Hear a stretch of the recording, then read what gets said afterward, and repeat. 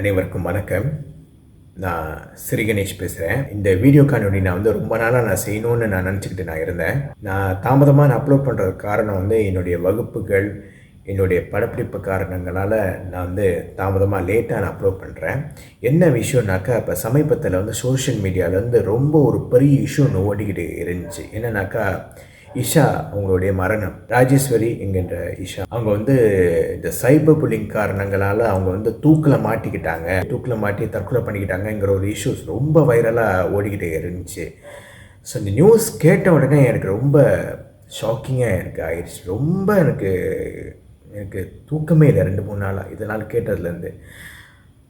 அந்த பொண்ணு பார்த்தீங்கன்னாக்கா பியூட்டி ப்ராடக்ட்ஸ் விற்றுக்கிட்டு இந்த மாதிரி அவங்களோட சொந்த பிஸ்னஸ் அவங்க பண்ணிகிட்டு இருக்காங்க. ஆன்லைனில் அவங்களோட தொழில் அவங்க செய்கிறாங்க. எல்லாருக்கிட்டையும் ஆன்மீக சம்மந்தப்பட்ட விஷயங்கள், பல விஷயங்கள் அவங்க பேசுவாங்க. ஸோ நானும் பார்த்துருக்கேன். இன்றைக்கி அவங்கள லைஃப்பில் அவங்கள ஹராஸ்மெண்ட் பண்ணப்பட்டு, ஹராஸ்மெண்ட் புல்லிங் பண்ணப்பட்டு, சைபர் புல்லிங் பண்ணப்பட்டு அவங்க இப்போ தற்கொலை பண்ணிக்கிற நிலைமைக்கு அவங்க ஆளாயிட்டாங்க. ஆக்சுவலி என்னன்னாக்க அவங்க அவசரப்பட்டிருக்கக்கூடாது. ஆக்சுவலி கொஞ்சம் அவங்க எடுக்காமல் அவங்க இருந்திருக்கலாம். பட் இந்த மாதிரி அவங்க தற்கொலை பண்ணி இறந்தது நியூஸ் கேட்டு எனக்கு ரொம்ப ஷாக்கிங் ஆகிடுச்சு. இதனாலே எனக்கு ரொம்ப அப்செட்டாகவும் இருந்துச்சு. இந்த நியூஸ் கேட்ட உடனே என்னால் என்ன சொல்கிறதுன்னு தெரியலங்க. அந்த பொண்ணை ஹராஸ்மெண்ட் பண்ணி, சைபர் புல்லிங் பண்ணி, இந்த மாதிரி ஒரு சில நைய வஞ்சகர்களால் இந்த மாதிரி ஆளாக்கப்பட்டு ரொம்ப ஒரு கொடுமைக்குள்ளே ஆளாகி அந்த பொண்ணு தூக்கு போடுற நிலைமைக்கு ஆயிடுச்சு. ஸோ இந்த ஃபேமிலி மெம்பர்ஸ், அவங்களோட குடும்பத்தில் உள்ளவங்களாம் எவ்வளோ கவலைப்படுவாங்க.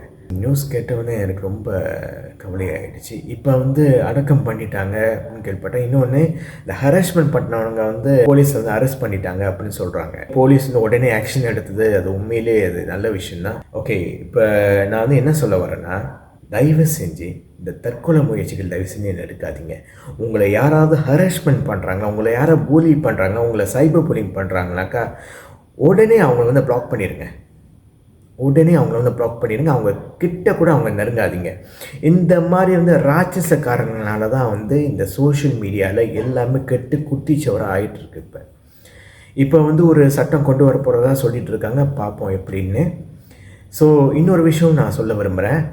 யாராவது லைஃப்பில் அப்மி என்னை ஏற்றுங்க சொன்னாங்கனாக்கா ஏற்றாதீங்க. சிலர் நமக்கு கண்ணுக்கு தெரியாத இந்த லோகோ மாற்றி வச்சுக்கிட்டு ஒரு சிங்கிள் லோகமோ ஒரு எலிமெண்ட்ஸோட லோகோ மாதிரி மாற்றி வச்சுக்கிட்டு ஒரு குரூப் ஒரு மாதிரி ஒரு கேங் ஒரு லோகோ மாதிரி மாற்றி வச்சுக்கிட்டு லைஃப் அப்மின்னு சொன்னாங்கனாக்கா யாரையும் ஏற்றாதீங்க.